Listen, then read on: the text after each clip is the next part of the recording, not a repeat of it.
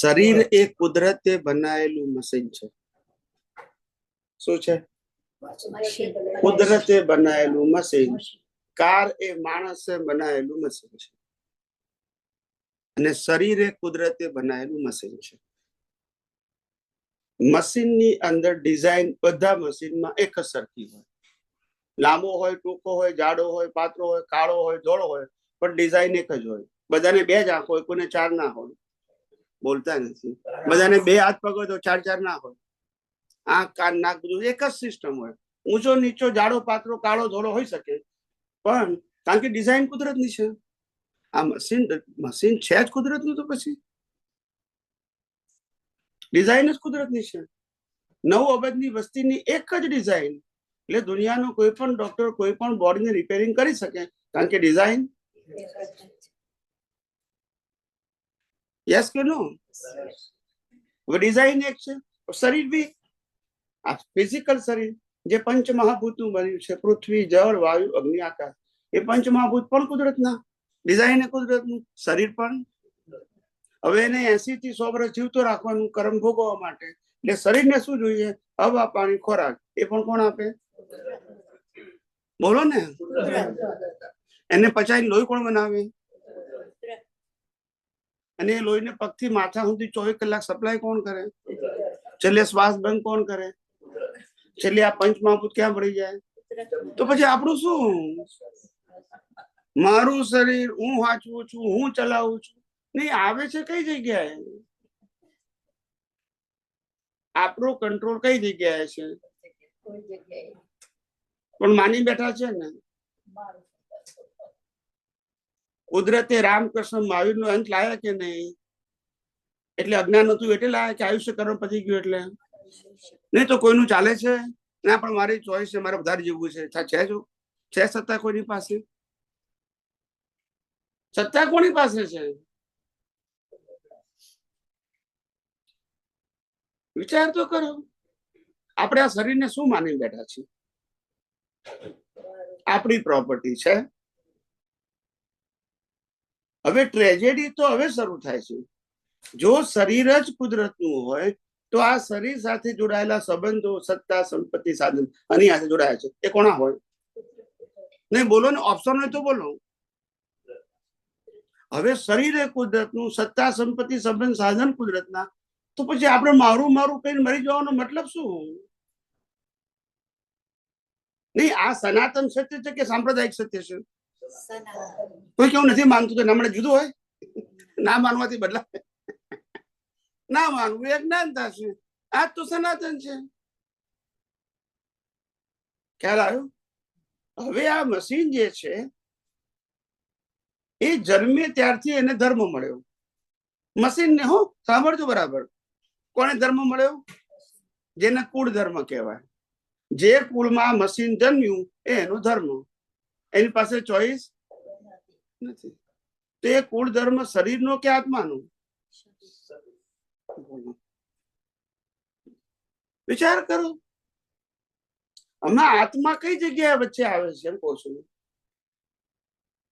આપણે કીધું મારે આત્માનો અનુભવ કરવો છે, એમાં આત્મા આ બધી બાબતોમાં વચ્ચે ક્યાંય કઈ જગ્યાએ આવે છે? કોઈ જગ્યાએ નથી આવતું.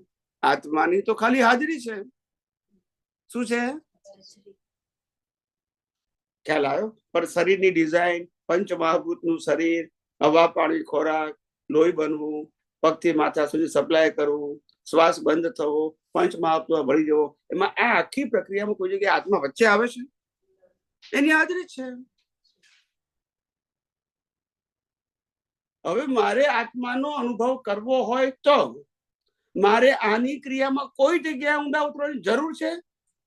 જો બોલતા નથી. ક્રિયા કઈ છે પણ જરૂર છે? એ શુભ કરે કે અશુભ કરે એ આપણો વિષય છે? વિચાર કરો. આપણે અનુભવ આત્માનો કરવો છે અને વેલ્યુ પ્રકૃતિની કરવી છે, અલગ અલગ એંગલથી. પછી શું થાય? વિચાર તો કરો. જ્ઞાની પુરુષ દાદા ભગવાન એ એવડા મોટા જ્ઞાની થઈ ગયા, પણ આપણે એમની વાતોને સમજ્યા જ નહીં. અને દાદા ભગવાને કેટલું ઓપન કીધું છેલ્લે તો 1986 અને 87 બહુ ઓછું બોલાતું હતું એમને, પણ પછી એમને વિજ્ઞાનની વાતો બહુ જ કરી, જેટલી કરી હતી અહીંયા કે વિદેશમાં, ભારતમાં કે વિદેશમાં. કારણ કે એમને ખબર છે હવે આ પૂઠ્યું વધારે ચાલે એમ નથી. એટલે વિજ્ઞાનની જ વાતો કરતા હતા. કોક તો જાગનારું નીકળશે, કારણ કે અમે તો આપી ના શક્યા, કારણ કે આ બધા લોકોને વિજ્ઞાનમાં રસ નથી. વિચાર કરો કઈ દશા હે. આપણે જ્ઞાનીને ઓળખી જ ના શક્યા ને. વિચાર કરો. જે પેલું વાક્ય લાવ શશિકાંત પેલું આપતવાણીનું પાનું વિચાર કરો. દાદા ભગવાને શું કહ્યું આના માટે? એમના શબ્દો. આ તો હમણાં જ કોઈ મહાત્માએ મોકલી આપ્યું થોડા દિવસ પહેલા. આપતવાણી 11 અને પાન નંબર 200. અરે પાછી આપતવાણી આગળ ના તો યાદ હલાવવાની જરૂર છે. કોઈ ઇઝીલી અવેલેબલ હોય તો આપતવાણી 11 ને પાન નંબર 207 જો તમારે નીકળે આમાં જેના અક્ષરો છે એમાં નીકળે તો જુઓ. આપતવાણી 11 અને PAN number 207. Okay okay okay હું તમે કાઢતા હશો નહીં. Aptavani 11 PAN number 207. એમાં દાદાજી શું કે છે એ હું તમને કહું છું. દાદાજી કે છે શુદ્ધાત્મા એ કઈ પરમાત્મા નથી. શું કે છે? શુદ્ધાત્મા એ કઈ પરમાત્મા નથી. શુદ્ધાત્મા તો પરમાત્માના યાર્ડમાં આવેલું સ્થાન છે. પરમાત્માના યાર્ડમાં ખ્યાલ આવ્યો? જેમાં આપણો માલ સામાન યાર્ડમાં પડ્યો હોય, પછી ટ્રેનમાં લઈને પછી આપણે લઈ જવાનું હોય, એવી રીતે યાર્ડમાં આવેલું સ્થાન છે. તમને કૌંસમાં મહાત્માને શુદ્ધાત્મા પદ કેમ આપવામાં આવ્યું છે કે તમે શુદ્ધાત્મા અને ચંદુભાઈ જે કંઈ પણ કરે છે તેના માટે તમે રિસ્પોન્સિબલ નથી. માટે મેં તમને કીધું કે તમે શું છો? તમે ચંદુલાલ માટે, ચંદુલાલ માટે તમે રિસ્પોન્સિબલ નથી. એટલા માટે શુદ્ધાત્મા પદ મેં તમને આપ્યું છે. દાદા ભગવાનની વાત કરું છું. એવી ખાતરી થાય એટલા સારું કરો તેનો ડાઘો નહીં પડતો, અને ખોટું કરો સારું કરો તેનો ડાઘો પડતો નથી, અને ખોટું કરો તેનો ડાઘો પડતો નથી. કરતા પદ જ મારું ન હોય એ શુદ્ધાત્માનું લક્ષ્ય બેઠું કહેવાય. કરતા પદ જ મારું નથી એવું સમજાય તો શુદ્ધાત્માનું લક્ષ્ય બેઠું કહેવાય. દાદા ભગવાન કહે છે અમે જ્ઞાન આપીએ છીએ ત્યારે તો બોલાવીએ છીએ કે તું શુદ્ધ આત્મા છું, એક્ઝેક્ટ. ત્યારે કે હા એક્ઝેક્ટ. તો પણ આ શું રહ્યું? તો કે એ તારું વ્યવસ્થિત રહ્યું. શું રહ્યું? એવું ચોખ્ખું કહી દીધું અમે. પછી નીચેના પેરેગ્રાફમાં વ્યવસ્થિત નો અર્થ શું? ચંદુભાઈ શું કરે છે એ તમારે જોયા જ કરવાનું. શું કે છે? ચંદુભાઈ શું કરે છે એ તમારે જોયા. આ પેરેગ્રાફ અગત્યનું છે આપણા બધા માટે. ચંદુભાઈ શું કરે છે એ જોયા જ કરવાનું. એ વ્યવસ્થિત નો છેલ્લામાં છેલ્લો અર્થ. પછી ચંદુભાઈએ કોકનું નુકસાન 2 લાખનું કર્યું તે જોયા કરવાનું. આ ચંદુભાઈએ કોઈનું 2 લાખનું નુકસાન કર્યું તે જોયા કરવાનું. આપણે એમાં નહીં પડવાનું કે ચંદુભાઈ આવું કેમ કર્યું, એમાં પણ પડવાનું નહીં. આપણે પ્રતિક્રમણે કરવાનું નહીં. શું કે છે? પ્રતિક્રમણે કરવાનું નહીં. આ તો પછી આ બધાને સમજણ ન પડે એટલે પાછળથી પ્રતિક્રમણ ગોઠવેલું કે ચંદુભાઈ પાસે પ્રતિક્રમણ કરાવજો, એ ગોઠવેલું. પણ સાયન્સમાં આવતું નથી. ગોઠવેલું એ પ્રતિક્રમણ કરાવજો. બાકી વ્યવસ્થિત એટલે એક્ઝેક્ટ તું જોયા કર, એ જ છૂટા પડવું. વ્યવસ્થિતમાં કશું કરવાનું ના. હવે પ્રશ્ન કરતા પ્રશ્ન કરે છે દાદાશ્રી. પ્રશ્ન કરતા કરે, ચંદુભાઈ ને એમ તો રહેવું જોઈએ ને કે કોઈને પણ કિંચિત માત્ર દુઃખ ન થાય, એ ભાવ તો રહેવો જોઈએ ને. શું કે છે આ ચંદુભાઈ ને? એવો ભાવ તો રહેવો જોઈએ ને કે કોઈને દુઃખ ના થાય. તારે દાદાશ્રી જવાબ આપે છે, દાદાશ્રી એ ભાવની એ કશી જરૂર નથી. શું કે છે? આ દાદા ભગવાન ની વાત કરું છું. 5 નંબર બોલ્યો છું અને આપતો વાણી પણ નંબર બોલ્યો છું. એ ભાવની પણ જરૂર નથી. એ ભાવે કશું ના રહે તો જરૂર નથી.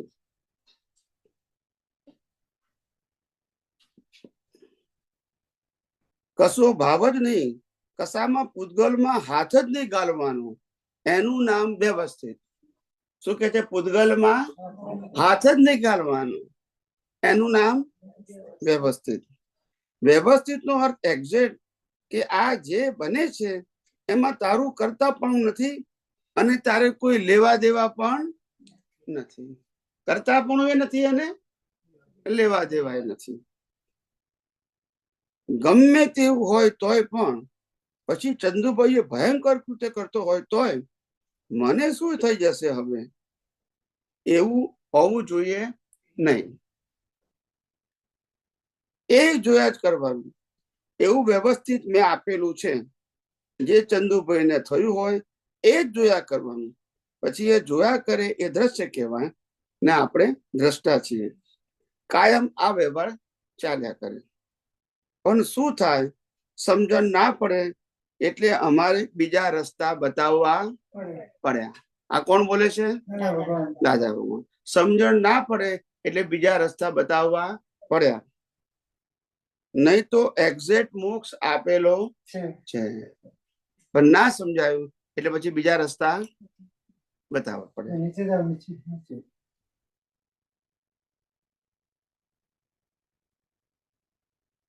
શું છે? મનની બધી જ ક્રિયાઓને ડિસ્ચાર્જ સમજી ગયો. શું કે છે? મનની બધી જ ક્રિયાઓને, વાણીની બધી જ ક્રિયાઓને ડિસ્ચાર્જ સમજી ગયો અને દેહની બધી જ ક્રિયાઓને ડિસ્ચાર્જ સમજી ગયો. એટલે થઈ રહ્યું આટલું જે મારી વાતને સમજી ગયો તેને કશું જ કરવાનું રહેતું નથી, કશું વાંચવાનું રહેતું નથી અને કશું સાંભળવાનું રહેતું નથી. જો આટલું સમજી ગયો, સમજાય છે? મનના પરિણામ, વાણીના પરિણામ અને વર્તનના પરિણામ એ ત્રણે ડિસ્ચાર્જ છે એ સમજી ગયો તો પછી એને કશું સમજવાનું બાકી રહેતું. પણ મન વચન કાયાના પરિણામને પુરુષાર્થ માને છે ત્યાં પછી સમજવાનું બાકી રહેશે. ક્રિયામાં પુરુષાર્થ માને તો સમજવાનું એને બાકી રહેશે.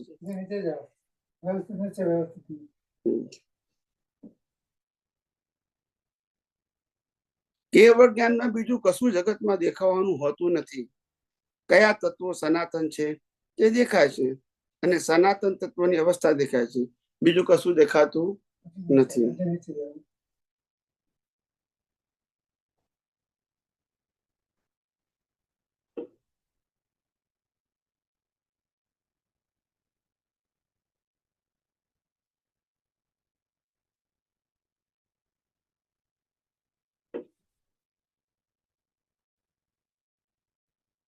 જે મનનો માલિક નથી, વાણીનો માલિક નથી, દેહનો માલિક નથી, આ માલિકી પણ છૂટે એ જ બ્રહ્માંડનો માલિક કહેવાય.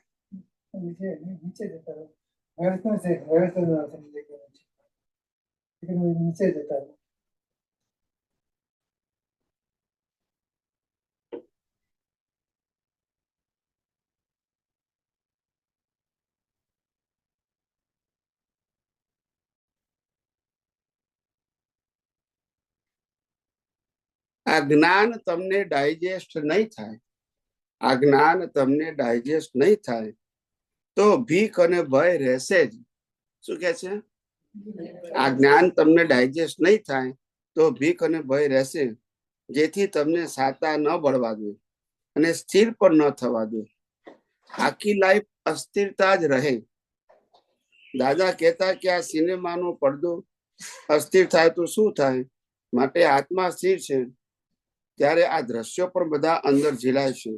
આ દેહના સંજોગો અપ ડાઉન આવે પણ અંદરના પડદાને કોઈ અસર પડતી નથી. એ હવે જે ઝીલાય છે એ ઝીલાયું અને જે જાણનારો છે એ પ્રતિષ્ઠિત આત્મા એ જ પડદા ઉપર ઝીલાયું એને કઈ રીતે જુએ જાણે છે એ એનો પુરુષાર્થ છે. પડદા ઉપર જે ઝીલાયું દ્રશ્ય એને કઈ રીતે જુએ છે પ્રતિષ્ઠિત આત્મા એ એનો પુરુષાર્થ છે. પ્રતિષ્ઠિત આત્મા એટલે પ્રતિષ્ઠા કરનારો. ના, પ્રતિષ્ઠા કરે એટલે નવા બીજ પડે એનું કુદરત પછી ફળ આપે. પ્રતિષ્ઠા, આ પ્રાણ પ્રતિષ્ઠા શબ્દ સાંભળ્યો છે? એનું શું મિનિંગ થાય? ભગવાન પ્રાણ એ તો પ્રાણ પૂરે. મૂર્તિ તો પથ્થરની છે. મંત્રો દ્વારા વિધિ દ્વારા આ પણ પ્રાણ પુરાય. લોકો કહે છે કે પ્રાણ એનું નામ પ્રતિષ્ઠા. એનું નામ એકે જીવતા થવાના, એકે વાતો કરવાના, એ તમારું કામ કરવાના, પણ પ્રતિષ્ઠા તમે કરીને કે આ જ ભગવાન છે. ક્યારે આવ્યો? હવે એ જ મૂર્તિ સોમપુરા ના દુકાનમાં પડી હોય તો એ ભગવાન ના કહેવાય. મંદિરમાં આવે તો ભગવાન કહેવાય. યસ કે નો? હા, એટલે મંદિરમાં મૂકી એટલે પ્રતિષ્ઠા કરી. હવે તમને બધાને કીધું કે હવે આજથી આ ભગવાન છો, હવે એની પૂજા કરો, પ્રાર્થના કરો, આરતી, એવી પ્રતિષ્ઠા કરવામાં આવી. એને પ્રાણ પ્રતિષ્ઠા કહેવાય. એ પ્રાણ પ્રતિષ્ઠા જીવતા માણસ જ કરી શકે. ખ્યાલ આવે? અને એ જીવતા માણસોએ જ એને ભગવાન તરીકે પૂજવાના છે. યસ કે નો? તો આજે તમે પ્રતિષ્ઠા કરી એટલે તમને ભગવાન દેખાય, પણ જેના માટે તમારા માટે રામ ભગવાન હોય તો બીજાએ કૃષ્ણની પ્રતિષ્ઠા કરી હોય તો એને ભગવાન દેખાય, ત્રીજાએ મહાવીરની કરી હોય તો એને એ દેખાય. યસ કે નો? એ તમારી પ્રતિષ્ઠાને આધારે દેખાય છે. સમજાયું કે નહીં? તમારી અંદર પ્રતિષ્ઠા છે કે મારા ભગવાન કૃષ્ણ, એટલે જ્યાં કૃષ્ણ હોય ત્યાં તમને ભગવાન દેખાય. પછી મહાવીરમાં ભગવાન ના દેખાય. ત્યાં પ્રતિષ્ઠા તમારી ક્યાં થઈ છે? કૃષ્ણમાં. હવે ખ્યાલ આવ્યો? એવી રીતે પ્રતિષ્ઠિત આત્મા એટલે તમે જે આજે કર્મની પ્રતિષ્ઠા કરી એના ફળ માટે કુદરત શરીર પણ આપશે, સંજોગો આપશે અને શક્તિ આપશે. જે અત્યારે છે આપણી પાસે, શરીરે છે, સંજોગો છે, શક્તિ છે, પણ આપે છે કોણ? કુદરત. કેમ આપી? ગયા અવતારના કર્મની પ્રતિષ્ઠા. એનું આ શું છે? રૂપક.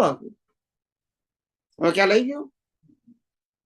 પ્રતિષ્ઠા તમે જે કરશો કર્મની, એ કર્મના ફળમાં ફળ ભોગવવા માટે શરીર, સંજોગો, શક્તિ કુદરત આપશે. અને કુદરત જે આપે છે એ ખાલી ભોગવવા પૂરતું આપે છે, પાછું લઈ લેશે. તમે માલિક થતા નથી. માલિક નથી થતા. હવે આપણે અજ્ઞાનતા કરીને માલિક થઈ જઈએ છે, એની ઉપાધિ. પણ ના થવો તો એ થઈ જવાય છે. હે? ના થવું હોય તો એ થઈ જવાય. ના થવું હોય તો થઈ જવાય એવું નહીં. ના થવું હોય તો ના થવાય, પણ અજ્ઞાનતાને કારણે લાગે છે કે થઈ જવાય છે. એમ લાગે કે આ વસ્તુ નથી મારી, આપણે આમાં પડવા જેવું નથી, છતાં પડી જવાય. ના, એની વાત શું દાખલો આપો. તમે એમ કહો કે આ મકાન મારું છે, બરાબર છે, વ્યવહારથી તો છે, એમાં કોઈ ના કહેતું નથી, પણ એ મકાન શરીરનું કે આત્માનું? શરીર. અને તમે કોણ છો? તો તમારે મારું મકાન છે એ બિલીફની તમારે જરૂર છે? જો બોલતા નથી, બોલો ને. આ મારી વાઈફ શરીરની કે આત્માની? શરીર. તો શરીર ભલે ને બોલે મારી વાઈફ, પણ તમારે બિલીફ ની ક્યાં જરૂર છે હું શુદ્ધાત્મા છું તો અંદર પડી જવાય ને તો બસ તો એ તો ભૂલ છે તમારી. મેં ક્રિયાની ભૂલ ક્યાં કાઢી? મેં ક્રિયાની ભૂલ ક્યાં કાઢી? અવસ્થાની ભૂલ ક્યાં કાઢી? દ્રષ્ટિની ભૂલ કાઢી મેં તો. આ મકાન કેમ છે એ ના કીધું, પત્ની કેમ છે એમ ના કીધું. મેં કીધું બિલીફ ની ક્યાં જરૂર છે? તમે શુદ્ધાત્મા છો, એ બિલીફ ને શુદ્ધાત્મા છું એ દ્રષ્ટિ વાળાને આ મારું મકાન છે, આ મારી વાઈફ છે, એ બિલીફ ની જરૂર છે? બસ તો પછી આને ભલે ને રે. એ કાઢવાનું કેવી રીતે પડે? અને ભલે રે તો એ કાઢવાનું કેવી રીતે? છૂટા રહીને.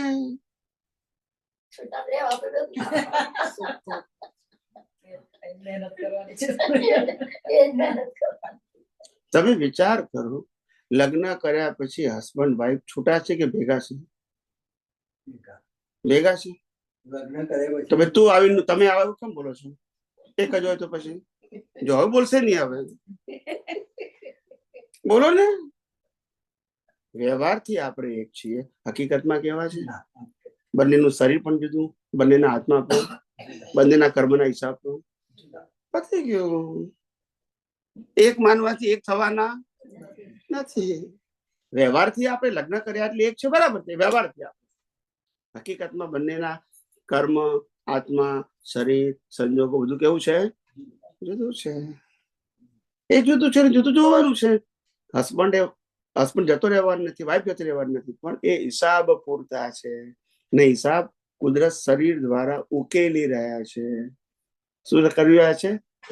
શરીરમાં હા, શરીરના માધ્યમ દ્વારા ગયા અવતારમાં કરેલી પ્રાણ પ્રતિષ્ઠા કર્મની એના ફળ રૂપે કુદરત આપણને શરીર આપે, સંજોગો આપે અને શક્તિ આપે છે. અને જે આપે છે એ લઈ લેશે, કારણ કે આપેલું છે. આપણું આ મકાન આપેલું છે, સંપત્તિ આપેલી છે, સંબંધો આપેલા છે, સાધન આપેલા છે. યસ કે નો? અને છેલ્લે શું કરે છે? કેમ? એ તો પ્રૂવ કરે છે કે આપણું નથી. બોલતા નથી. મારું હોય તો હું કઈ તો મૂકીને જાઉં. બોલો ને. આ જેટલી સત્તા, સંપત્તિ, સંબંધ, સાધન છે એ શરીરના છે કે આત્માના છે? અને શરીર કોનું છે? તો પછી આપણું શું છે? તો ભળવાનો ક્યાં પ્રશ્ન આવ્યો? ક્યાં ભળવાનો પ્રશ્ન આવ્યો? બોલો ને. નથી ભરવાનું છતાં પડી જવાય છે. એનું નામ અજ્ઞાનતા ને. એ આપણે ભળી જઈએ છીએ. એની જગ્યાએ છૂટા રહેવું હોય તો આરતીની જરૂર છે. બોલો, આરતીની જરૂર છે? બોલતા નથી. કીર્તન ભક્તિની જરૂર છે, માળા કરવાની જરૂર છે. આની ક્રિયાને આત્મા હાથે લેવા દેવા ખરી? બોલતા નથી. આ દેહ એક પણ ક્રિયા આત્મા માટે કરી શકે? આત્માને કોઈ ક્રિયાની જરૂર છે? પછી આ પેલા જવાબ આપો ને, બીજું એડ ના કરો. જે પૂછ્યું જવાબ આપો. બુદ્ધિ વધારે ના વાપરો. હું જે કહું છું કે આત્માની અનુભૂતિ માટે શરીરની કોઈ પણ પ્રકારની ક્રિયાની જરૂર છે? હા કે ના કહો? જરૂર છે. એટલે આ શરીરની ક્રિયાથી આત્માની અનુભૂતિ થશે. જો હા કે પછી મૌન થઈ જાય છે, આગળ બોલતા નથી પછી, કારણ કે ખબર પડી ગઈ છે ફસાઈ ગયા આપણે. હવે ફસાઈ ગયા, ખબર પડી ગઈ. ખ્યાલ આવ્યો? અમને હમણાં તો વાંચ્યું આપણે કે મનની ક્રિયા, વાણીની ક્રિયા, દેહની ક્રિયા જે છે એ શું કીધું એમને? ખ્યાલ પરિણામ સ્વરૂપ છે. એ જે સમજી ગયો એને કઈ વાંચવાની જરૂર નથી. પણ આપણે તેને પુરુષાર્થ કહીએ છીએ. કરવું કે ના કરવું, પરિણામમાં ચોઈસ હોય તો પછી પ્રશ્ન કેમ પૂછો પાછો કે કરવું કે ના કરવું? મારે જન્મવું કે ના જન્મવું છે ચોઈસ?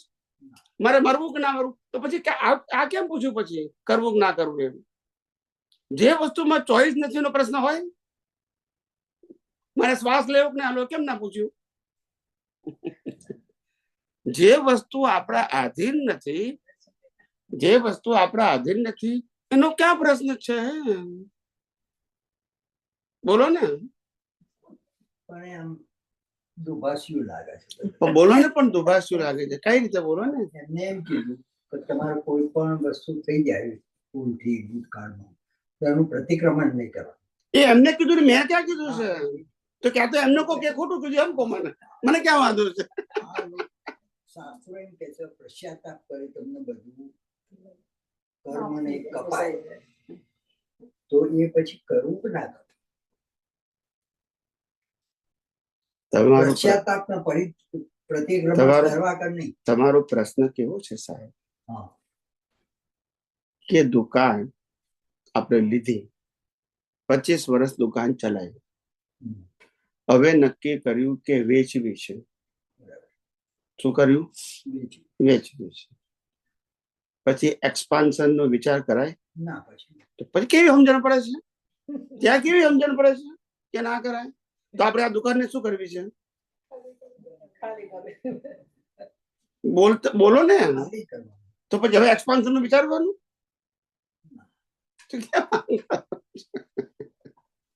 હવે આ શરીર નું શું થશે? અલા ભાઈ, એ તો સ્મશાનમાં જ જવાનું છે, ઓપ્શન નથી તમારી પાસે. પણ જે કર્મ કરી ગયા હોય એનું તો પરિણામ મળે કે ના મળે? કર્મ કોને કહેવાય? જવાબ આપી દો. 2 શબ્દના જવાબ આપો. કર્મ કોને કહેવાય 1 લીટીમાં, કર્મ ફળ કોને કહેવાય 1 લીટીમાં. જે કોઈ કાર્ય કર્યું હોય ખરાબ કે સારું, એ કર્મ કહેવાય, એનું જે પરિણામ આવે એ ફળ કહેવાય. એક્ઝામ્પલ, ધારો કે મેં દારૂ પીધો હોય તો બીજું ખરાબ કર્યું હોય એ કર્મ થયું, જેનું પરિણામ જે આવે એ તો ખરાબ જ આવે. પણ દારૂ પીવાના સંજોગ કે મારે કેમ બાજ્યા? બધાને કેમ ના બાજ્યા? તમારે કેમ બાજ્યા? સંજોગ કોને આપ્યા? તો પાછું એનું જ થયું. કાન તો પકડી લીધા પાછા, અંતે પાછી આવી તો કુદરત પાસે.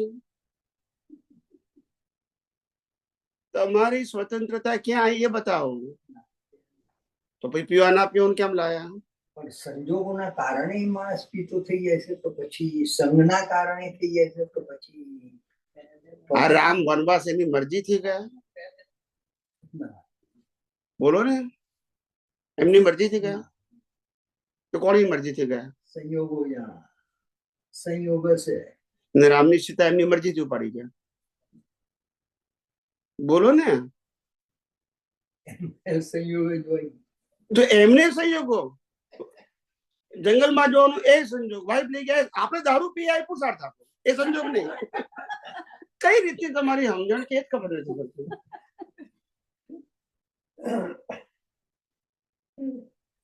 નિયમ બધા માટે જુદો જુદો હોય.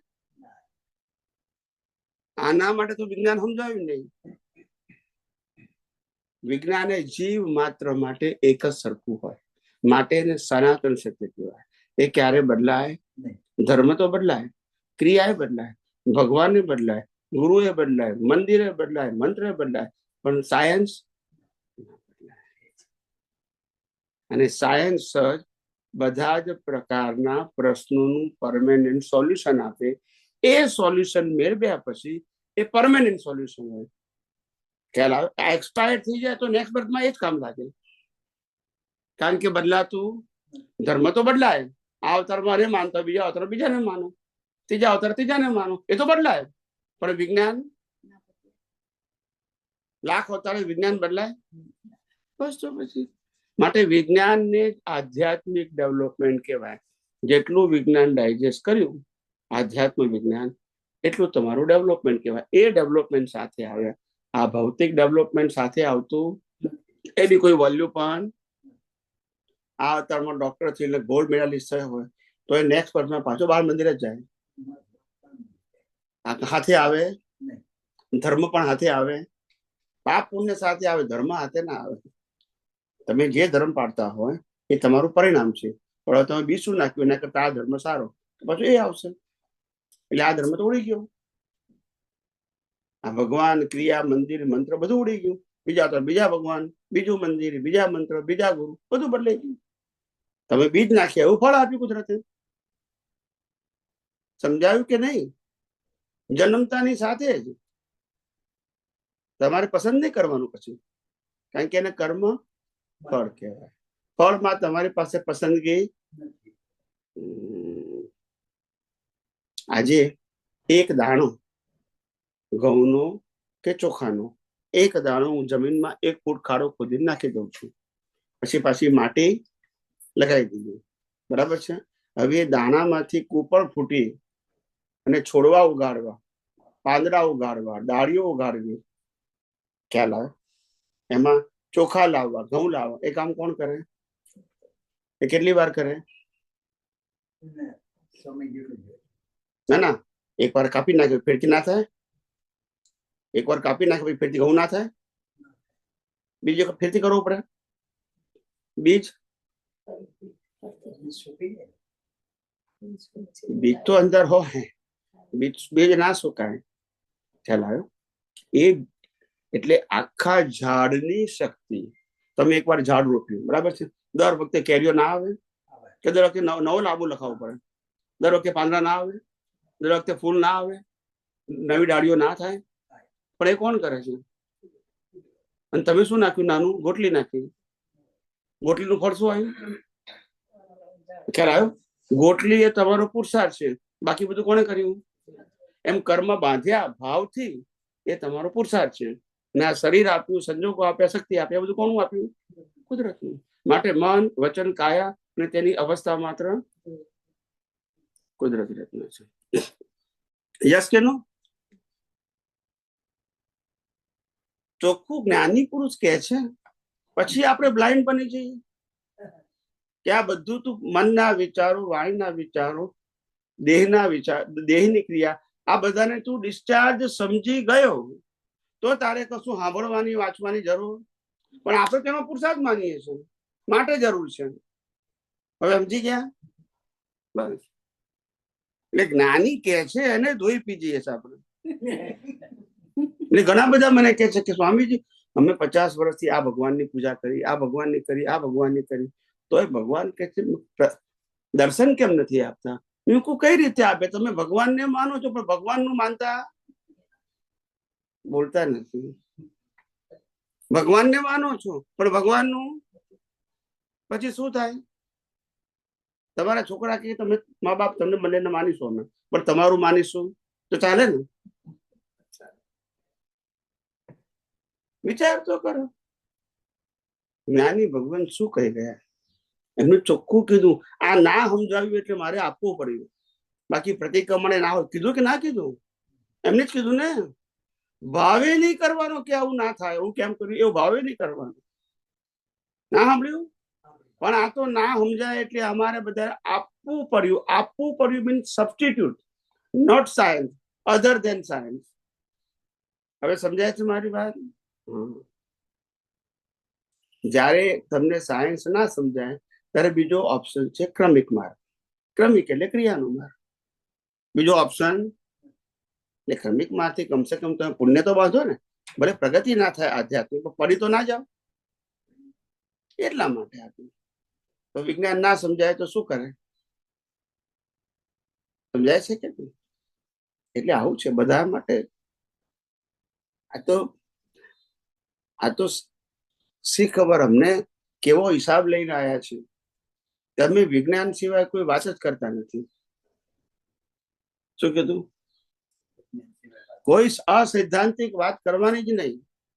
જગત સ્વીકારે કે, પણ મારા મોઢામાંથી અસૈદ્ધાંતિક વાત ના નીકળવી જોઈએ ઓન રેકોર્ડ. મારા હજારો વિડીયો જોઈ લો, સિદ્ધાંત એક જ રહેશે. 25 વર્ષ પહેલા, 15 વર્ષ પહેલા અને આજે સિદ્ધાંત બદલાય નહીં. એનું નામ સિદ્ધાંત કહેવાય, એનું નામ સનાતન સત્ય કહેવાય. વારે ઘડીએ બદલાય, એનું નામ શ્રદ્ધા કહેવાય, રિલેટિવ સત્ય કહેવાય, લૌકિક સત્ય કહેવાય. એ બદલાયા કરે. એને મુક્તિના માર્ગે કોઈ લેવા દેવા નથી. અમારા એક ભાઈબંધ હતા ને, તો મને કે પ્રમુખ સ્વામીને માનતા હતા. મને કે અમે પ્રમુખ સ્વામીને ભગવાન માનીએ છીએ, તો અમારો મોક્ષ થશે કે નહીં? મોક્ષ એટલે એ લોકો અક્ષરધામ કે છે. પ્રમુખ સ્વામીને માનવાથી મોક્ષ ના થાય. શું કીધું?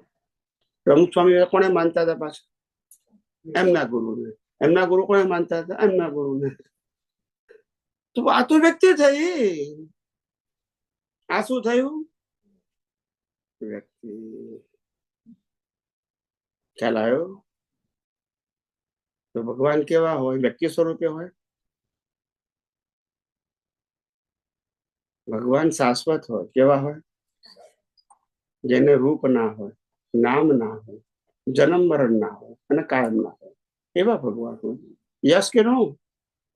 જેનું નામ છે એનો નાશ છે, જેનું રૂપ છે એનો નાશ છે, જેને જન્મ મરણ છે એનો નાશ છે, અને જે ટેમ્પરરી છે એનો નાશ. એ તો ભગવાન હોય જ નહીં. પછી નામ ગમે તે મૂકો. ત્યારે ભગવાન એવા હોવા જોઈએ, નામ ના હોય, રૂપ ના હોય, જન્મ મરણ ના હોય અને કાયમ ના હોય, એનું નામ ભગવાન. એ ટાઇટલ આત્માને લાગુ પડે. આત્માને નામ નહીં, રૂપ નહીં, જન્મ મરણ નહીં, કાયમ નહીં. વ્યક્તિને ક્યારે આ શબ્દ 4 વાક્યો લાગુ પડતા નથી. માટે કઈ વ્યક્તિ ભગવાન એ બધું રિલેટિવ સત્ય. શું કીધું? કયું સત્ય? સનાતન સત્ય. રિલેટિવ સત્ય એટલે પુણ્ય ઉપાર્જન કરવાનું સાધન. પછી તમે રામને માનો, કૃષ્ણને, મહાવીરને, શિવને, સ્વામીને, ગમે તેને, એનાથી પુણ્ય થાય, અજ્ઞાન જાય, મુક્તિના માર્ગે પ્રગતિ થાય. બસ. હવે ખ્યાલ આવી ગયો? હું કરું એ જાય નહીં. જ્યાં વ્યક્તિ આવત ના જાય. વ્યક્તિ સાથે ક્રિયા જોડાયેલી જ હોય. ભાઈ મહાવીરે આમ કરવાનું કીધું, કૃષ્ણએ આમ કીધું, રામે આમ કીધું, આવે કે ના આવે? બસ. હવે ખરેખર રામ, કૃષ્ણ, મહાવીર ક્યારે ક્રિયાની વાત કરે નહીં. સમજાય છે? એમના ગયા પછી આ બધું આવ્યું. સમજાય છે? લોકોને ખબર જ પડતી નથી. 24 માંથી એકે તીર્થંકરે એકે મંદિર નતું બંધાયું. બોલતા નથી. રામકૃષ્ણ ક્યારે એકે મંદિર ના બંધાયું? બોલતા નથી. બોલો ને, બંધાયું હતું બોલો ને. તો કે મંદિર બનાવે ખોટું છે? ના, એ ધાર્મિક સત્ય છે. એને મુક્તિના માર્ગ સાથે લેવા દેવા નથી. ધાર્મિક સત્ય તરીકે પુણ્ય ઉપાર્જન કરવાનું સાધન તરીકે કરે છે. પણ તમે એને મુક્તિનો માર્ગ ના બતાવો, પુણ્યનો માર્ગ બતાવો, એ બધા કરે છે. સમજાય છે કે નહીં? મુક્તિના માર્ગને આ સ્થૂળ ક્રિયાઓ અને સ્થૂળ અવસ્થાઓ સાથે શું લેવા દેવા? ખ્યાલ આવ્યો? મુક્તિનો માર્ગ એટલે ભેદ વિજ્ઞાન. શું કહેવાય? ભેદ વિજ્ઞાન. દેહ અને આત્માને છૂટા પાડવા એનું નામ ભેદ વિજ્ઞાન. પ્રકૃતિનું એક પણ ગુણ મારામાં નથી, મારો એક પણ ગુણ ગુણે કરી બંને સર્વથા સામીપ્ય ભાવને લઈને ભ્રાંતિ ઉત્પન્ન થાય. સામીપ્ય એટલે પ્રકૃતિના ગુણોમાં પોતે ભળી જાય એટલે ભ્રાંતિ ઉત્પન્ન થાય છે. કરે છે આ ને કે છે હું કરું છું એટલે ભ્રાંતિ. કરે છે આ ને કે મારાથી ના થયું એટલે પાછી ભ્રાંતિ. પણ તમે આના ગુણમાં બેઠા કેમ? તમારું ને એનો ગુણ બંને કેવા છે? એ ભેગા થવું એને સામીપ્ય કહેવાય. એના ગુણમાં બેઠા એ જ સામીપ્ય ભાવ. સમજાય છે? તમે તમારા ગુણ મારો, એ એના ગુણ મારે, તો વાંધો શું છે? ખ્યાલ આવ્યો? રોજ બોલીએ ખરા, પણ સમજવાનું આ તો તકલીફ છે. આ જ તકલીફ છે. અને વિચાર તો કરો,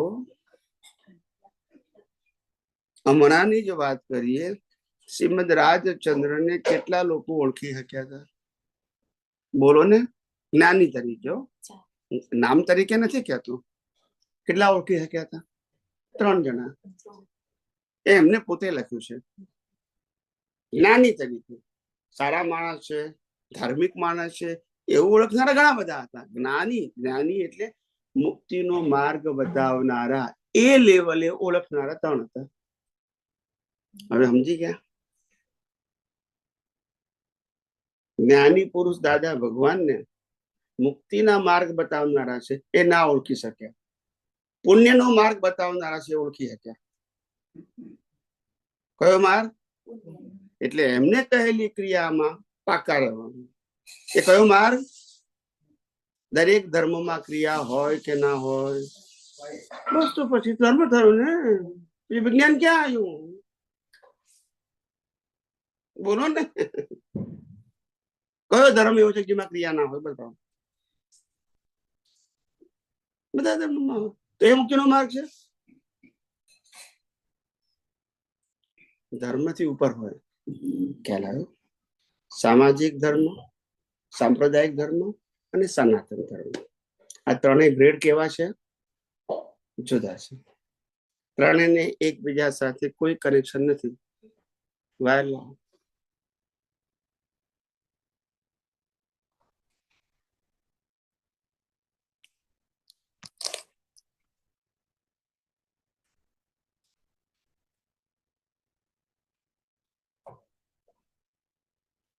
એટલે અનાદિકાળથી આવી રીતે જ માણસ ફસાયો છે. નામ તો મહાપુરુષનું સાચું લે છે, પણ સમજણ પોતાની. શું કીધું?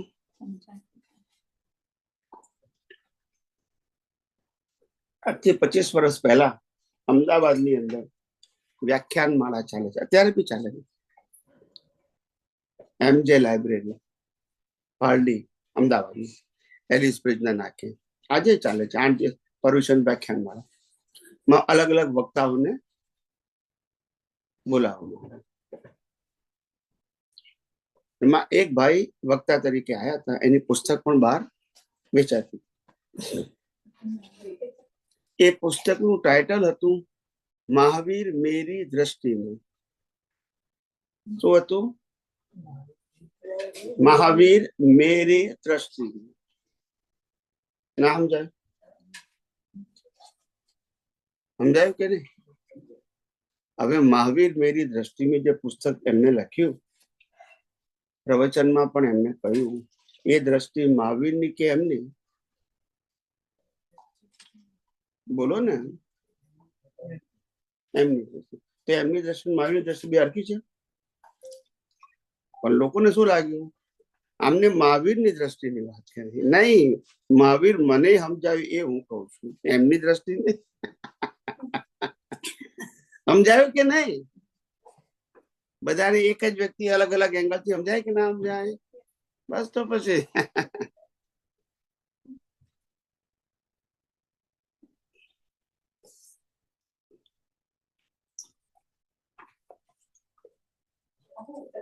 ફરી દો બસ કાલે. એટલે સમજવાની જરૂર છે. આજે આધ્યાત્મિક વિજ્ઞાનના માધ્યમ દ્વારા લાખો લોકો આ વિજ્ઞાનને વિજ્ઞાન તરીકે સમજે છે. શું કીધું? વિજ્ઞાનની અંદર ભગવાનનું ટાઇટલ ના હોય. શું ના હોય? આત્મા ભગવાન હોય, પણ ભગવાનનું ટાઇટલ એટલે વ્યક્તિ તરીકે કોઈ ભગવાન ના હોય. સમજાય છે? વિજ્ઞાન વ્યક્તિ તરીકે કોઈ ગુરુ ના હોય, ગાઈડ હોય. શું છે? જ્ઞાની પુરુષને ગાઈડ કહેવાય, ગુરુ ના કહેવાય. ગુરુ એટલે રિસ્પોન્સિબલ કહેવાય, ગાઈડ એટલે ઓનલી માર્ગદર્શક. શું કહેવાય?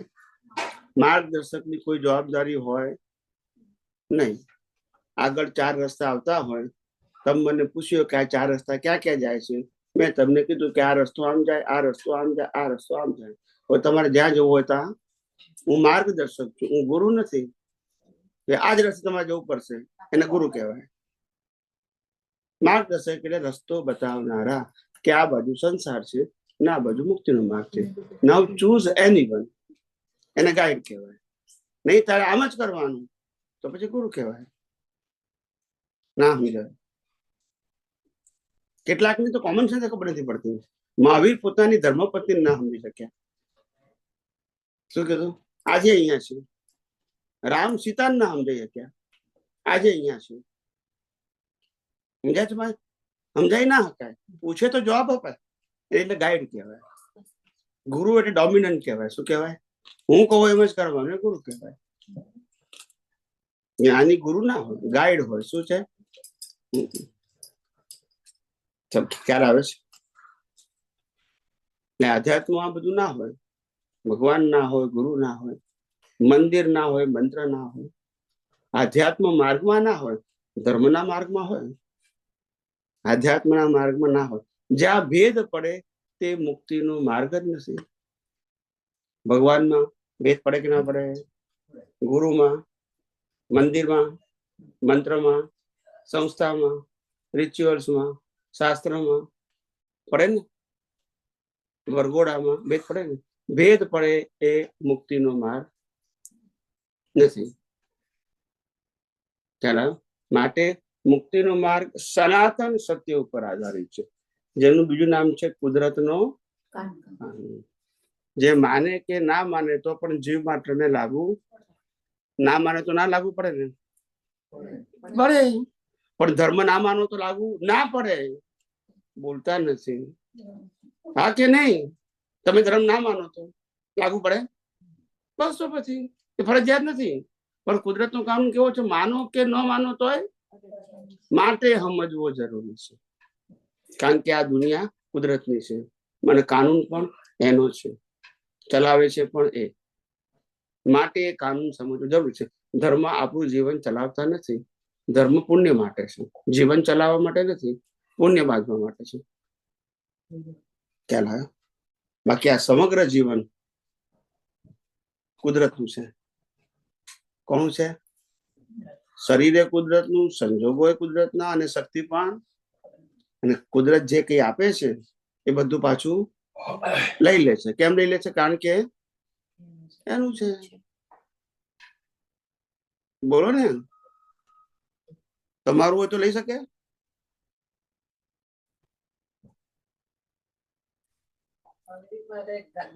દર્શન સમજવું છે. મિથ્યા જ્ઞાન મિથ્યા દર્શન કોને કહેવાય? દ્રષ્ટિનો થોડો પાડે. પેલું દ્રષ્ટિ એટલે જ્ઞાન અને દર્શન. જ્ઞાન વત્તા દર્શન, આ બેનું એક નામ દ્રષ્ટિ.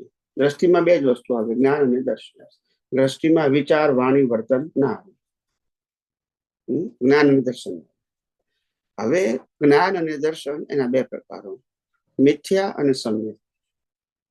મિથ્યા જ્ઞાન એટલે રિલેટિવ સત્ય, સમ્યક જ્ઞાન એટલે સનાતન સત્ય. મિથ્યા જ્ઞાન અને દર્શનમાં શું આવે? હું ચંદુલાલ છું એ મિથ્યા જ્ઞાન, ને હું વિચારું છું, બોલું છું, ક્રિયા કરું છું, સુખ ભોગવું છું, દુઃખ ભોગવું છું, માલિકી ભાવ કરું છું, કર્તા ભાવ કરું છું, દેહાધ્યાસ કરું છું, એ મિથ્યા દર્શન.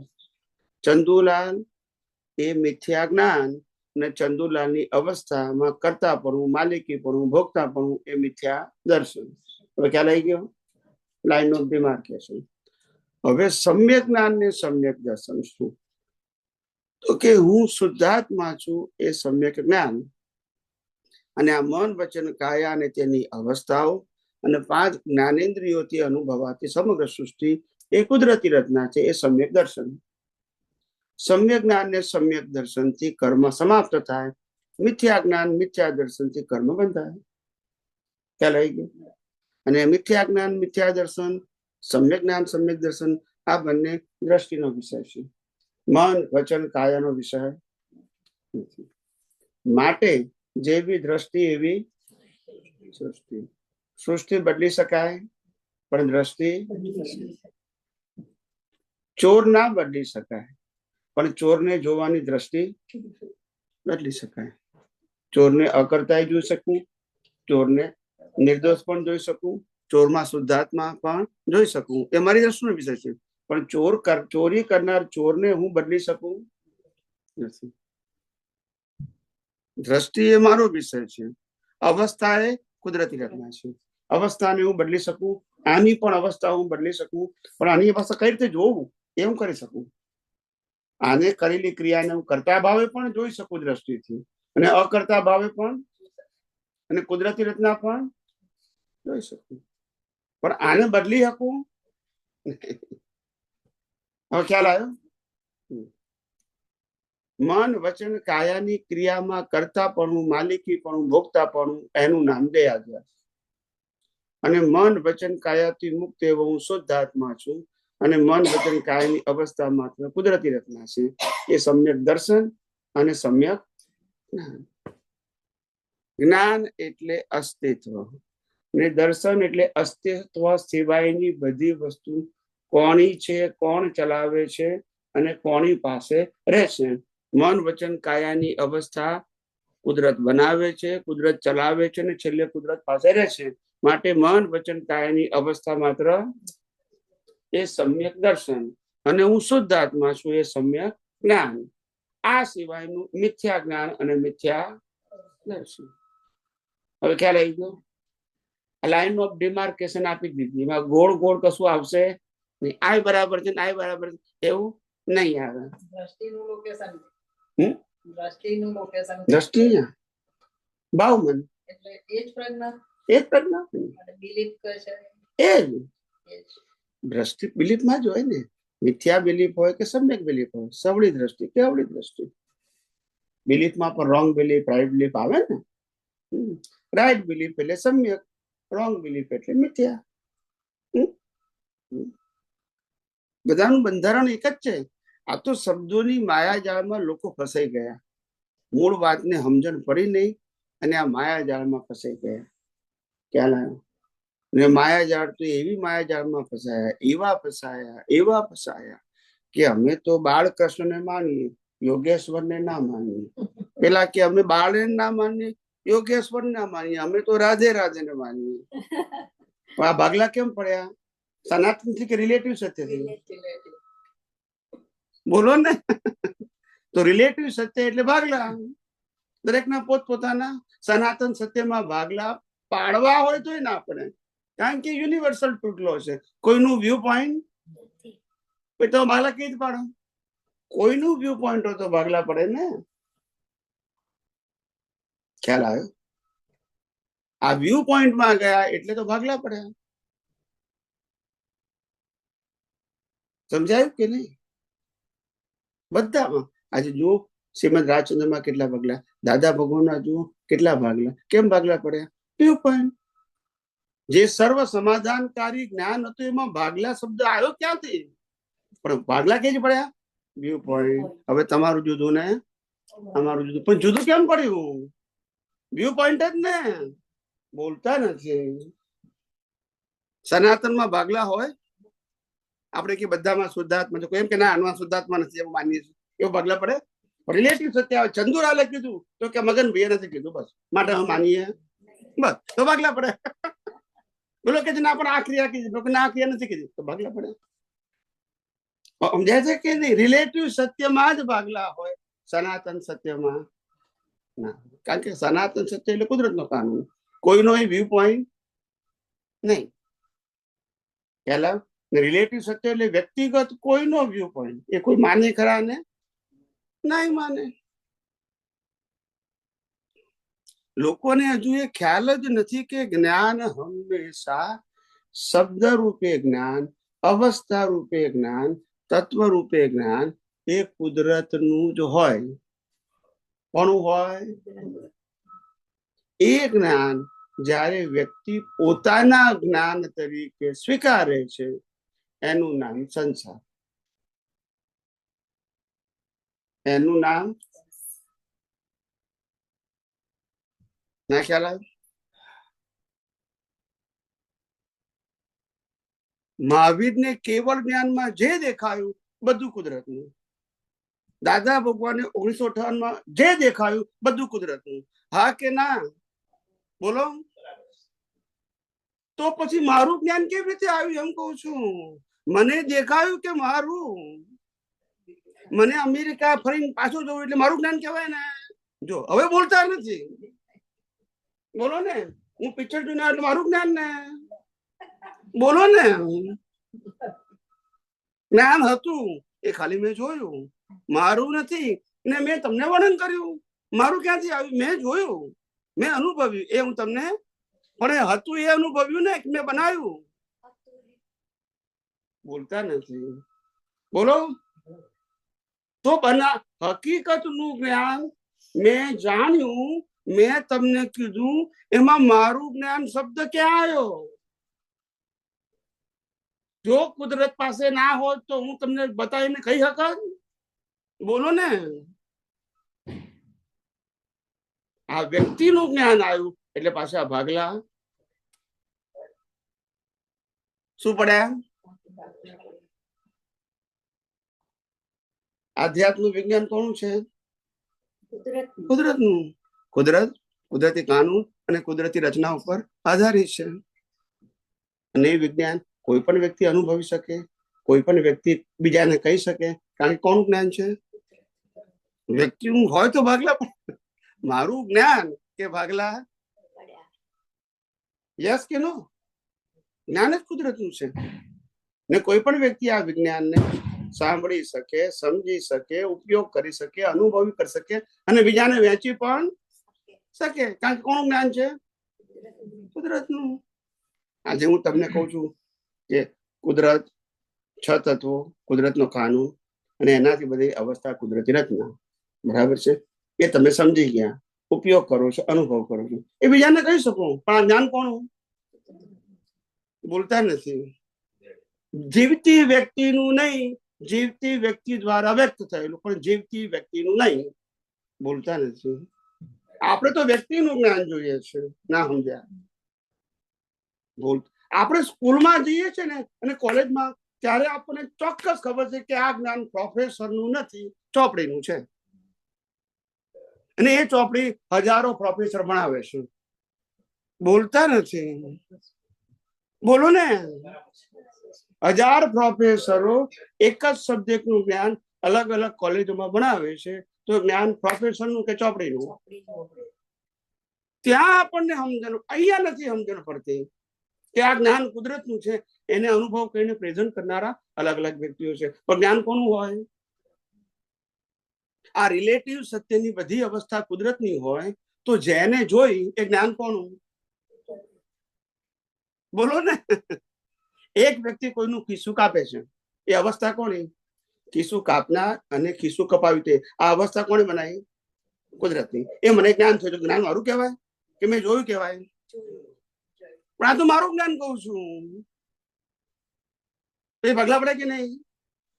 પેલો કે ના, પણ મેં નથી જોયું કે છે, મેં તો આવું જોયું. પેલો કે ના, મેં આવું જોયું. પાછું પણ જ્ઞાન જ કુદરતનું છે.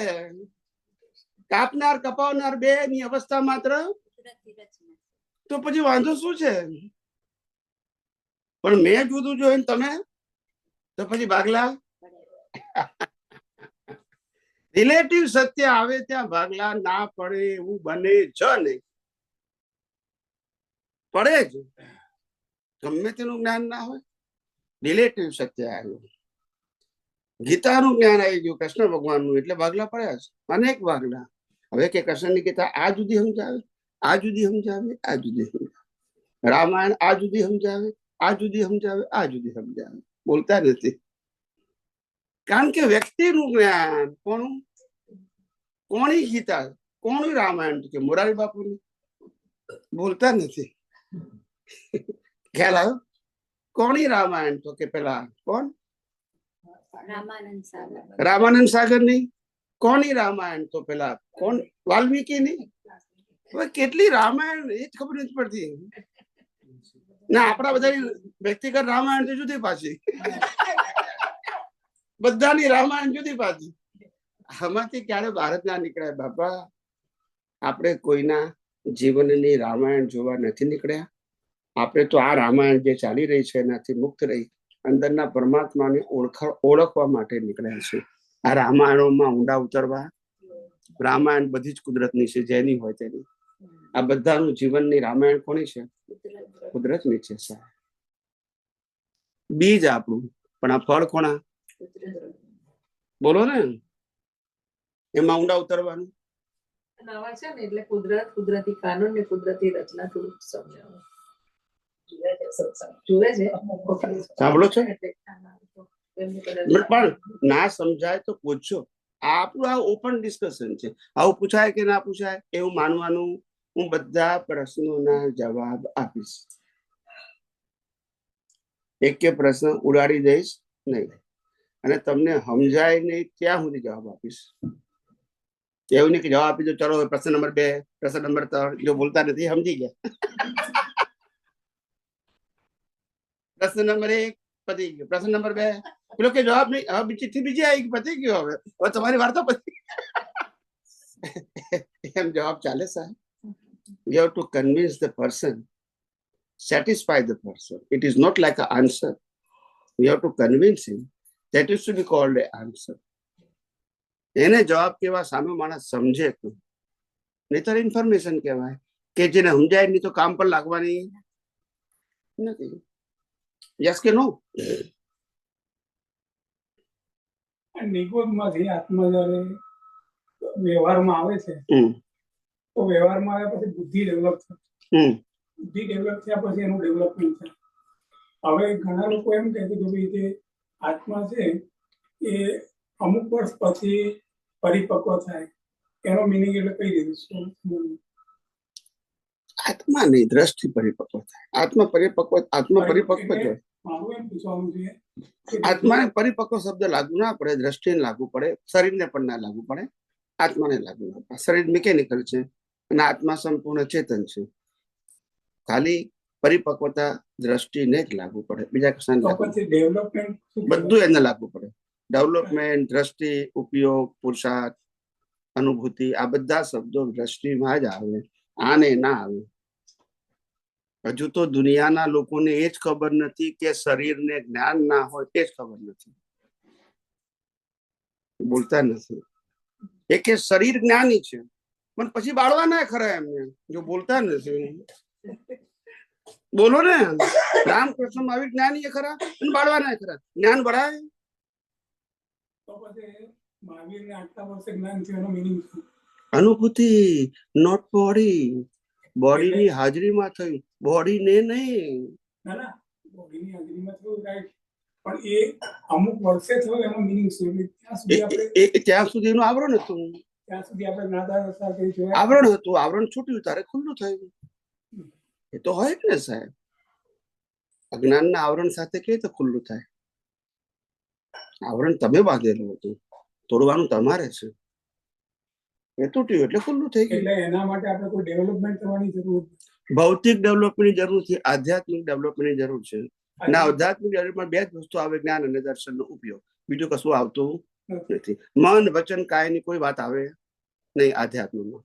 કારણ કે મન, વચન, કાયા અને તેની અવસ્થા માત્ર કુદરતી રચના છે. લો વિડીયો છે, મન, વચન, કાયાની અવસ્થા માત્ર. દાદા બોલે છે 1.5 મિનિટનો.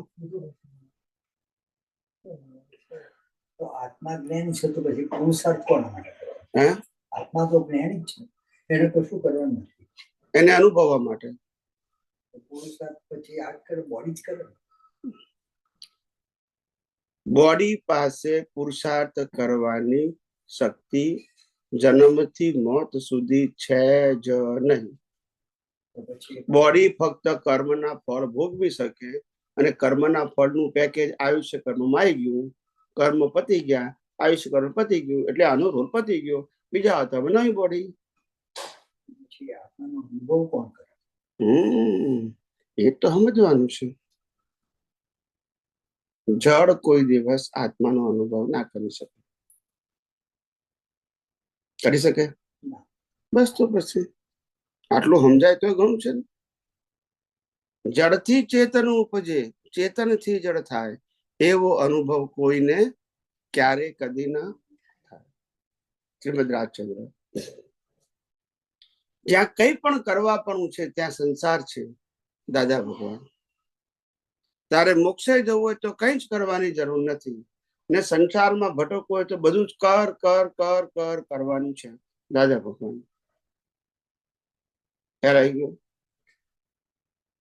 હા, એમના વાક્યો એઝ ઇટ ઇઝ બોલું છું, મારા શબ્દો ઉમેર્યા વગર બોલતા નથી. હવે એના ખોટા કહેવા તો ખોટા કહો, મને કહેવા દો નથી. તમારી મરજી. બરાબર છે, મરજી તમારી.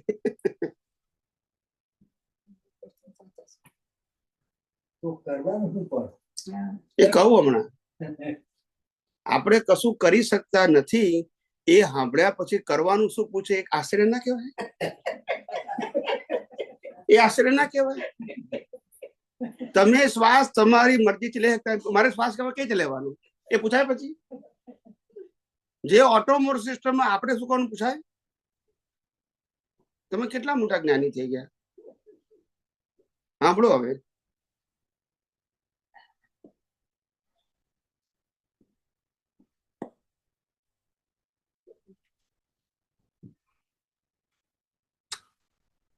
વોઇસ ક્યાં છે ખબર નથી. કુદરતી રચનાથી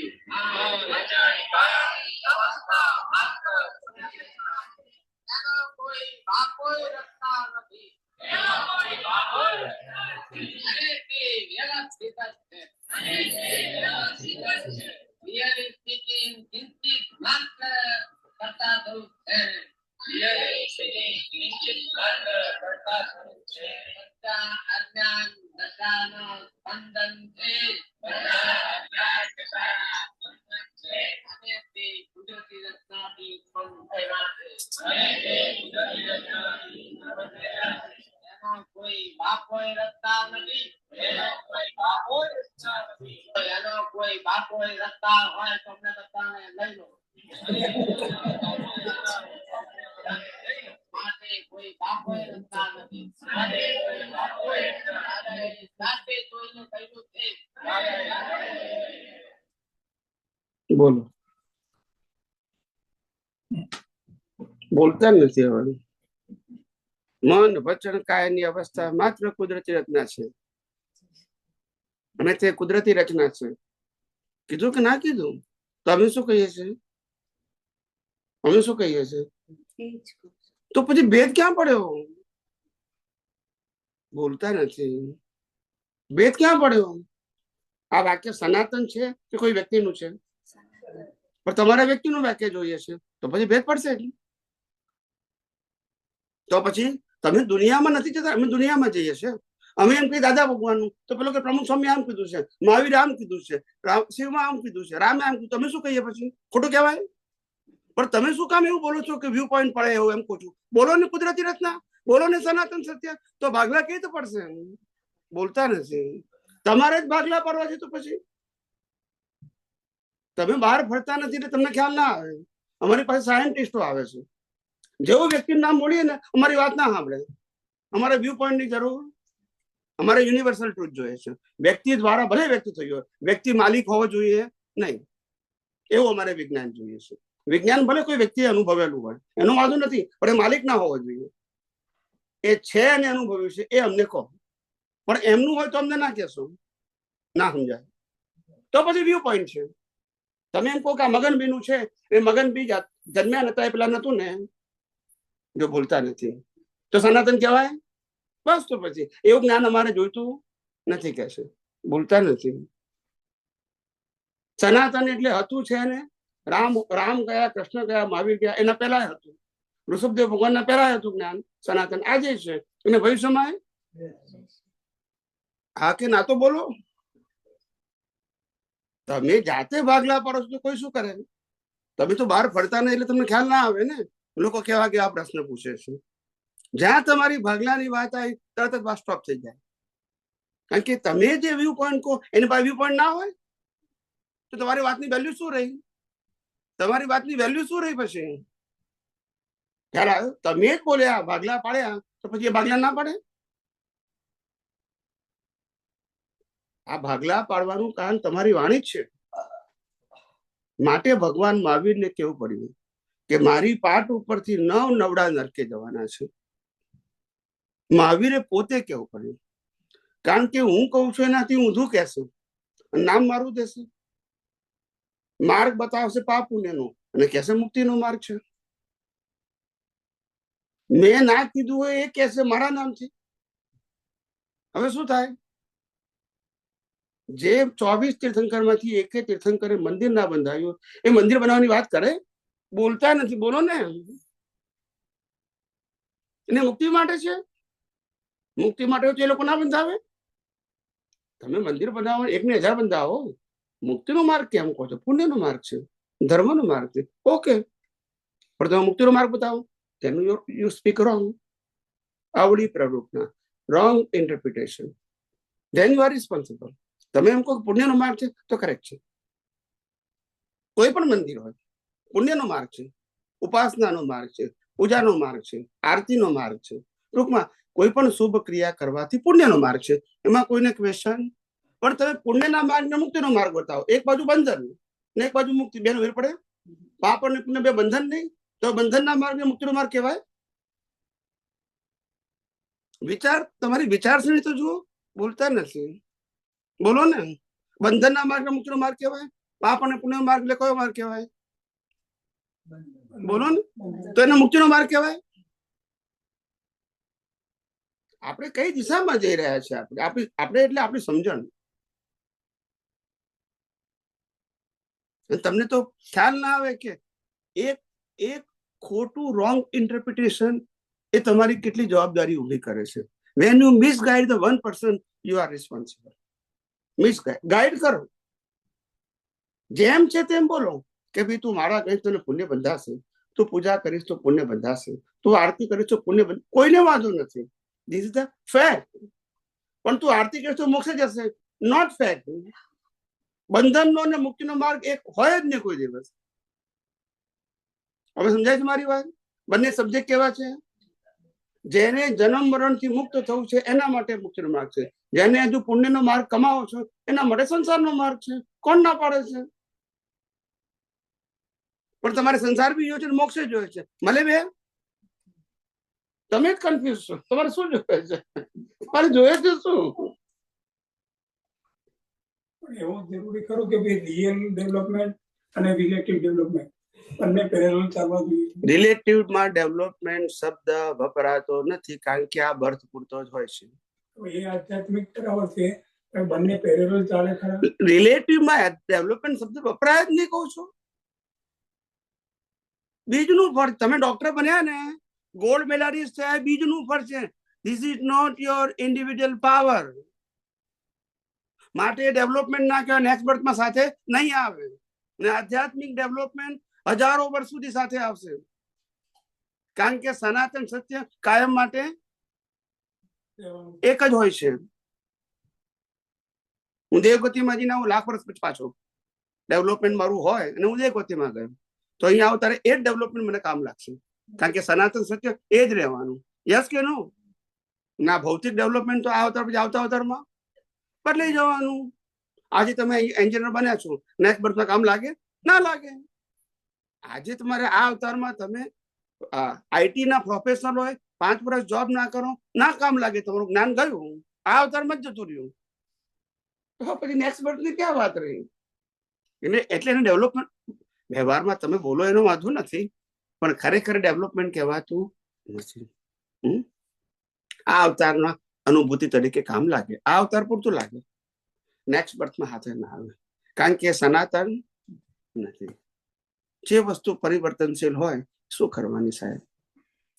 આ અવતારમાં તમારા મા બાપ છે, ભાઈ બહેન છે, પતિ પત્ની છે, બાળકો છે, સગાવાલા ભાઈ, આ બધા છે, એને તમે સુધારવા માંગો છો, સુધરી ગયા, નેક્સ્ટ બર્થમાં કામ લાગવાના?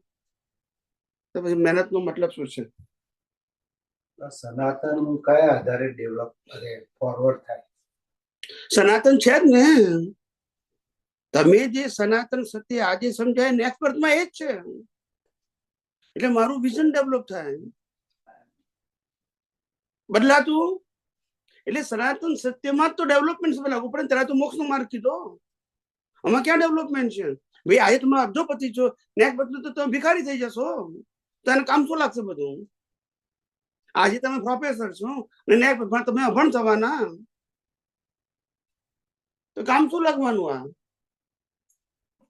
પણ આધ્યાત્મિક ડેવલપમેન્ટ એવી વસ્તુ છે, સનાતન સત્ય એવું છે, કુદરત કાનૂન એવો છે કે તમે 5% બી સમજ્યા હશો, નેક્સ્ટ બર્થમાં એ જ 5% તમને કામ લાગશે.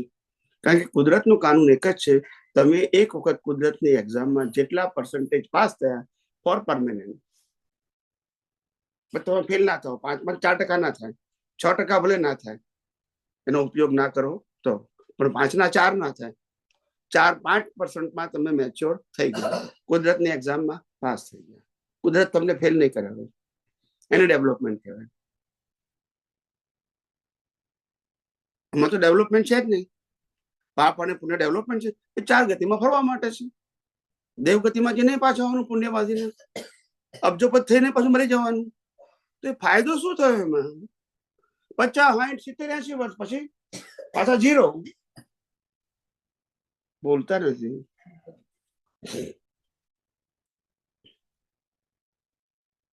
માણસને સમજાતું નથી કે life is a only labour without achievement anything.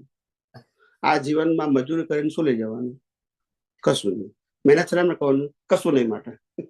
કોઈને કહ્યું તો આપણા ઉપર હશે, તમે મહેનત કેમ કરો છો? કશું નહીં માટે હશે કે ના હશે? નથિંગ. એટલે તો કીધું જ્ઞાની ભગવાન તો કેવો મૂર્ખ માણસ છે, વાસ્તવિકતા એ સમજતો નથી. ઉગાડી આંખે આટલા બધા લોકોને મૂકી આવે છે સ્મશાનમાં, તો એ નથી ખબર પડતી. આખી નવું જ્ઞાન છે, નવું જ્ઞાન છે, પણ કેટલો બ્લાઇન્ડ થઈ ગયો છે. ઉગાડી આંખે આંધળો થઈ ગયો છે. હવે શું કરીએ? જેને આંખ ના હોય ને આંધળો હોય તો આપણે સમજીએ કે બરાબર, પણ જે ઉગાડી આંખે આંધળો હોય ને શું કરીએ?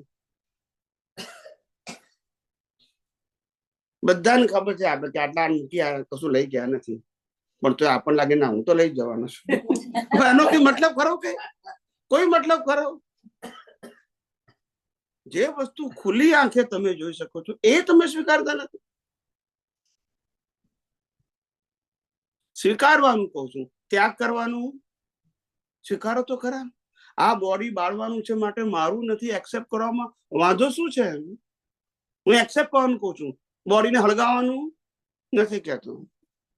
ભાઈ આ મકાન, સંપત્તિ, સંબંધ, સાધન બધા બોડીને લાગુ પડે છે, એ મારા નથી એવું જીવતા સ્વીકારવામાં વાંધો શું છે? બોલો ને, છે કે વાંધો? સ્વીકારવાની વાત છે ને. નહીં સ્વીકારીએ તો આવી સાથે આવવાનું છે. તો આવા અજ્ઞાનને પકડીને શું કરવું છે એમ કહું છું. આવી રોંગ બિલીફોને પકડીને શું કરવું છે? જે વસ્તુ રોંગ જ છે, શું છે એને પકડીને શું તમારે પ્રગતિ કરવી છે? What you want to achieve, તમારે શું મેળવવું છે એનાથી? કઈ નહીં.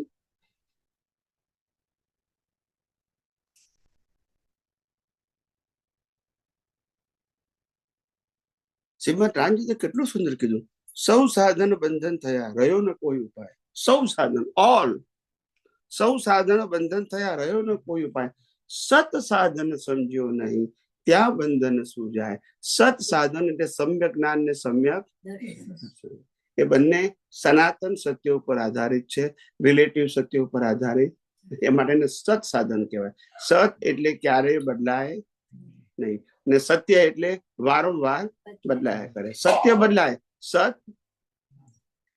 એટલે અવિનાશી, સત્ય એટલે વિનાશી. આજે તમે છો ને કાલે નથી, અત્યારે છો ને 1 કલાક પછી. એટલે સત્ય વિનાશી હોય પણ સત તો સત સાધન. કયું સાધન? સત્ય નહીં, સત સાધન સમજ્યો નહીં, ત્યાં બંધન શું જાય.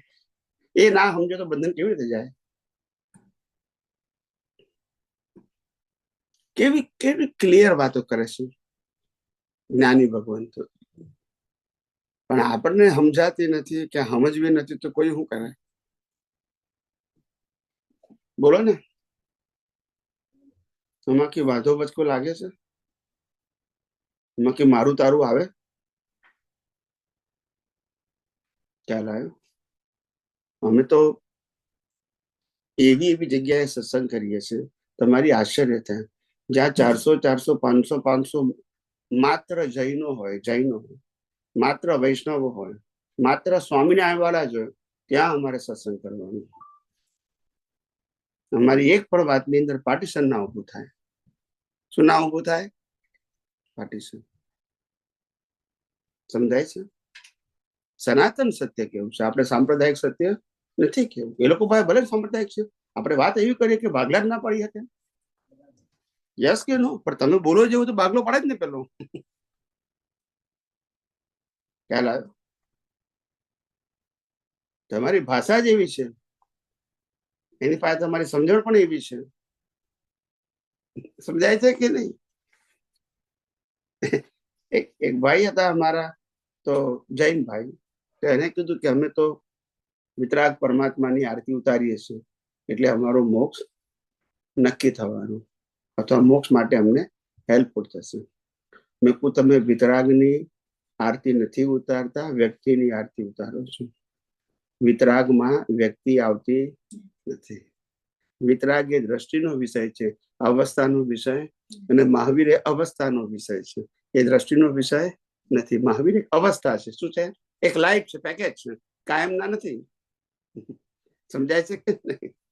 લોકોની પાસે સેન્સ જ નથી તો શું કરે? ડાયલોગ તો બોલી જાય છે પણ ખબર નથી પડતી કે આનું પાછળ બેઝ શું છે આપણી પાસે.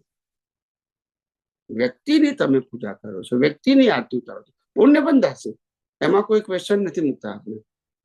ખ્યાલ પડે? મુક્તિનો માર્ગ નથી.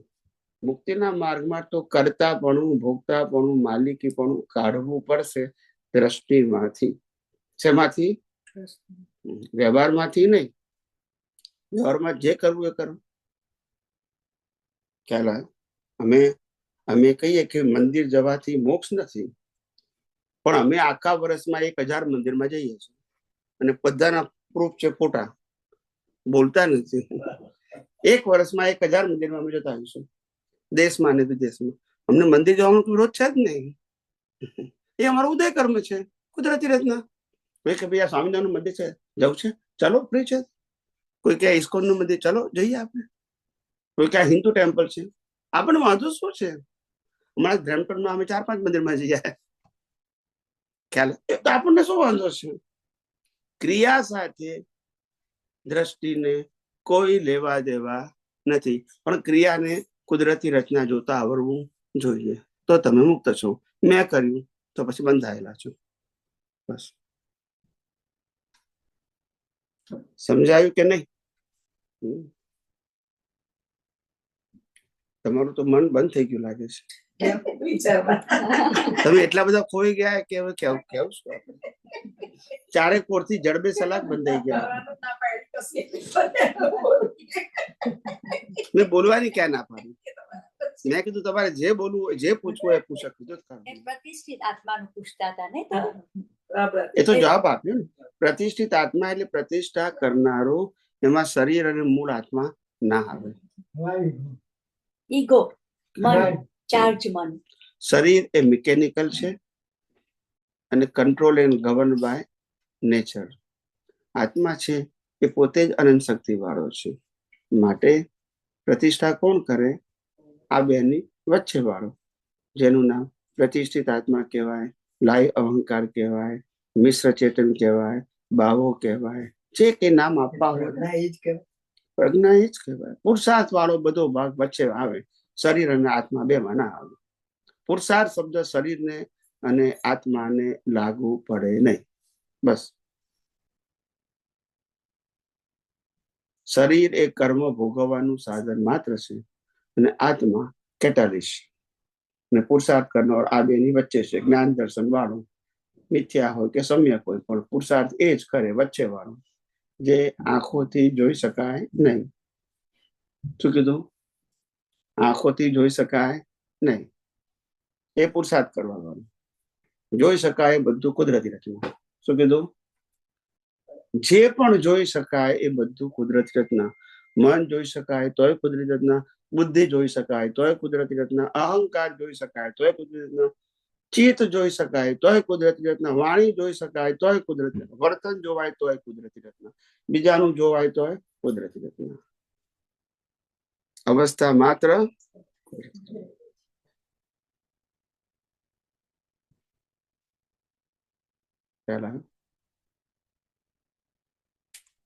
અમે તો પેલા શરૂઆતમાં આજથી 25 વર્ષ પહેલા બોલતા હતા ને, મન વચન કાયાની અવસ્થા માત્ર કુદરતી રચના છે. તમને આપતો પુત્રો કેવું નહીં બોલવાનું, આપણે અવસ્થા માત્ર બોલવાનું. બોલો, આવા વાક્યો ના વાદા પડતા હતા. શરૂઆતની વાત કરું છું, કારણ કે પેલું ચરણવિધિ રોજ એ પેલું બોલે ને, દાદા બોલ્યા કે ના બોલ્યા? મન વચન કાયાની સિદ્ધાંત એક જ છે. કોઈ બોલ્યા હોય કે ના બોલ્યા એ ઇમ્પોર્ટન્ટ નથી. સિદ્ધાંત છે કે નહીં? પણ તમારે તો એ બોલ્યા હોય તો સાચું, બીજા બોલ્યા હોય ખોટું. એવું તમે માઇન્ડ સેટ કરી નાખ્યું તો હું શું કરું? ખ્યાલ આવે કે નહીં? અમે કહીએ કે પ્રતિક્રમણ સામાયિક કરો એને પુરુષાર્થ ના કહેવાય. તો કે આ સ્વામીજી પ્રતિક્રમણ સામાયિક ના વિરોધી છે. પણ દાદાએ કીધું કે પ્રતિક્રમણ ના કરવાનું, તો કે દાદા સાચા પણ તમે ખોટા. કારણ કે વ્યક્તિ આવીને આમાં આગળ ટાઇટલ કોઈ લાગ્યું? દાદાનું વાક્ય તો એ સાચું, કમલેશાનંદનું વાક્ય તો પછી ખોટું. એ તમે માઇન્ડ સેટ કર્યું છે. પણ મારું વાક્ય એક પણ નથી.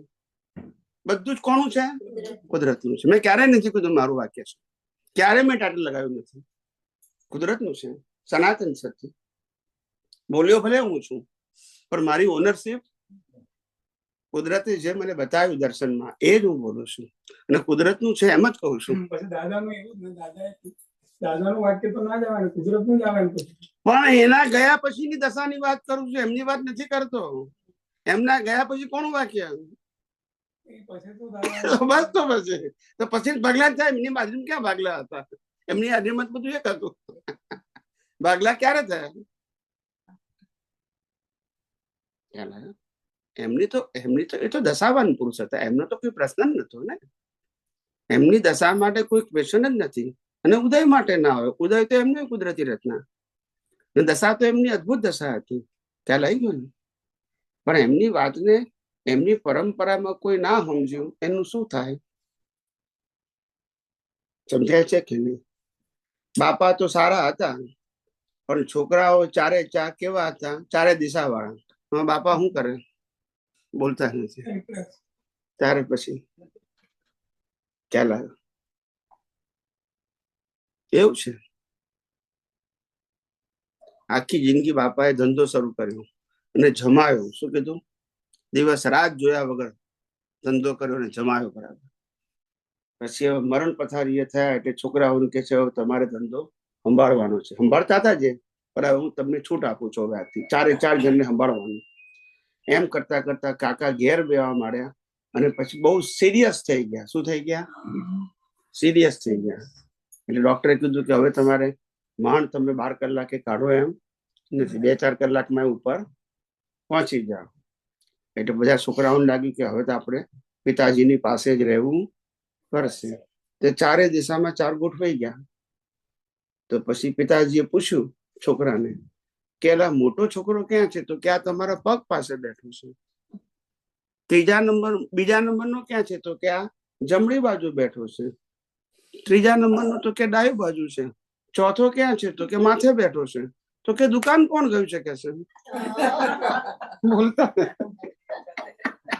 બધા અહીંયા દુકાન. આવું છે. મારે પણ ચાય ની દુકાન આખી જિંદગી કરેલું હોય સાહેબ. સમજાય છે કે નહીં? તમારે એવું નથી ને?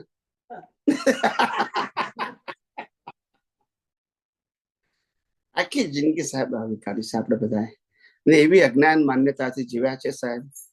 અમે જયારે આટલી બધી પ્રવૃત્તિ વચ્ચે જયારે અમે નિવૃત્ત દશાની અનુભૂતિ કરીએ છીએ, ત્યારે અમને ખબર પડે છે કે સેપરેશન કોને કહેવાય. એ અનુભૂતિનો વિષય છે, શબ્દ કે નોલેજનો વિષય નથી. દુનિયાભરમાં ફરીએ છીએ. શું કીધું? અને આ સામાન્ય વ્યક્તિઓ હાથે નહીં. મારા ફોટા તો તમે જુઓ. જૈનના આચાર્યો, વેદાંતના આચાર્યો, ગીતાના, સ્વામિનારાયણના સાધુ, તમે જુઓ. અમને પગમાં પડે, માળા પેડાવે. 5-5 વર્ષથી સત્સંગ સાંભળે છે અમારો, દેશમાં ને વિદેશમાં. અમે હ્યુસ્ટન ગયા, ત્યાં શિકાગો ગયા, ત્યાં સ્વામિનારાયણ સાધુઓ. અમે હમણાં ક્યાં ગયા હતા? આપણે ઇન્ડિયામાં જયપુર.